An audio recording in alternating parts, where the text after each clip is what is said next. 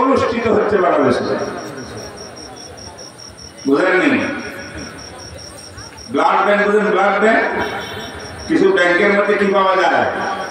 রক্ত পাওয়া যায়। রক্তের গ্রুপ লেখা আছে।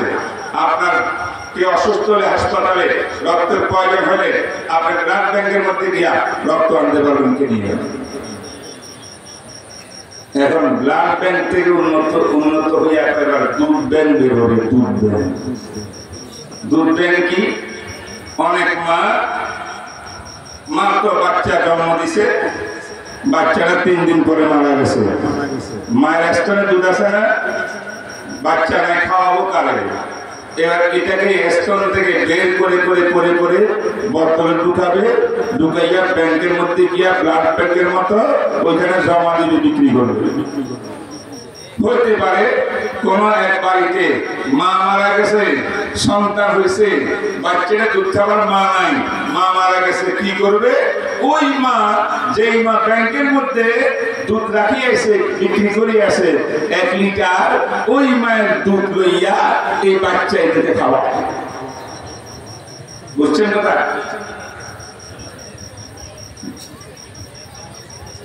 আবার বলে অনেক নারীরা, নারী পুরুষের সমানাধিকার, কাঁধে কাঁধ মিলিয়ে দেশকে উন্নত করতে হবে, এই সেই বলিয়া নারীদেরকে রাস্তা নামাই দিয়েছে, দোকানে পানে ব্যবসা বাণিজ্যে।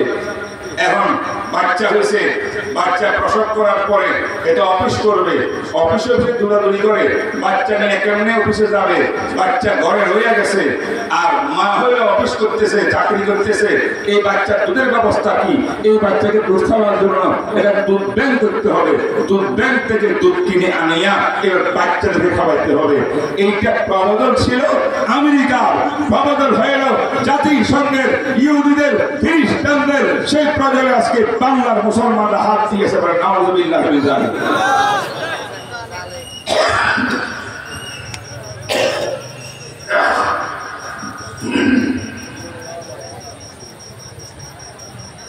এইটার উপরে কালকে সকাল 9টায় মিটিং।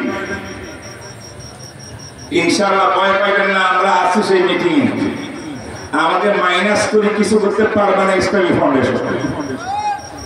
কথা বুঝলেন? পারবে?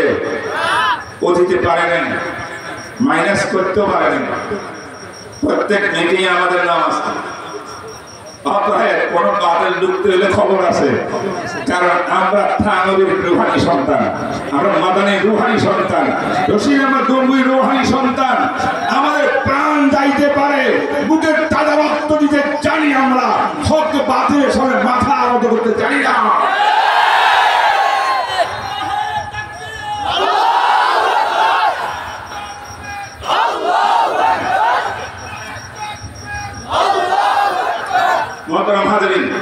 বিষয়টা আসলে অত্যন্ত মারাত্মক।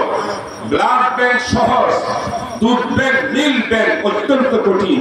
কারণ আমার ব্লাড যদি আমার স্ত্রীর ব্লাড যায়, শরীরে যায়, এতে কোনো দোষের কিচ্ছু নাই, কোনো অসুবিধা নেই, এবং রক্ত যাতায়াতের দ্বারা রোজও ভাঙে না।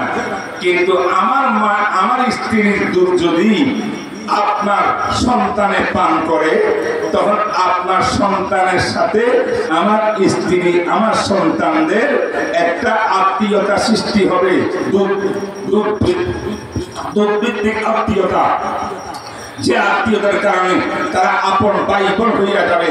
এরা বড় হইলে আপন বোনকে বিয়ে করা যেমন হারাম, যেই নারী দুধ খাইছে আরেকজন বাচ্চা ছেলে বা মেয়ে, সেই ছেলে মেয়ের সঙ্গে এই মায়ের সন্তানের বিবাহ তেমন আপন ভাই বোনের মতো হারাম।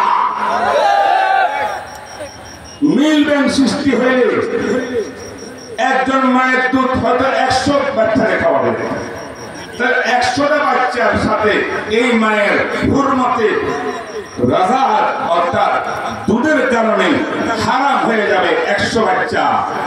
আবার অনেক সময় 100 নারীর দুধ একত্রিত করিয়া এক বাচ্চাকে খাওয়ানো হয়, তাহলে এই বাচ্চার মা হয়ে গেল 100 জন মা।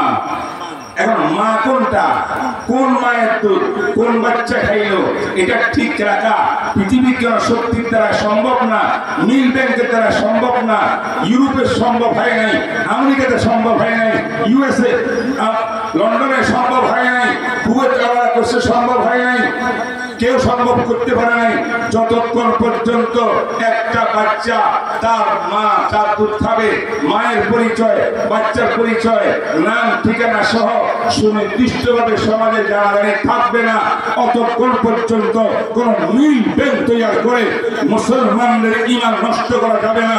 তখন এই মিল ব্যাংকের দ্বারা লক্ষ লক্ষ ভাই বোনের ভিতরে বিবাহ শাদী হইয়া জেনা ব্যবসায় লিপ্ত হয়ে যাবে সারা দেশ।